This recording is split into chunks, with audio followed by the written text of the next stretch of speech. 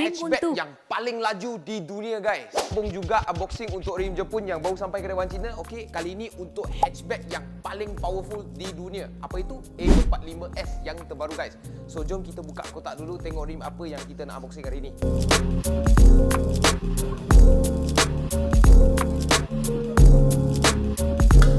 Inilah rupa rimnya, rim G025 buatan Jepun, quality forge. Okey, Wan Cina dah pernah unboxing untuk kereta Mercedes, Audi atau Volkswagen, tetapi offset untuk A45S memang tak sama. Okey, spek dia adalah 19 kali 8,5 jj. Depan ni memang sama, tetapi offset dia 35.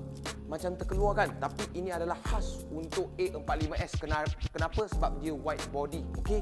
So kita boleh nampak rim G025 ni sangat cantik. Memang underrated lah design dia. Banyak orang pasang tetapi banyak juga orang tak tahu tentang model ini. Okey, memang sangat cantik. 5 spoke.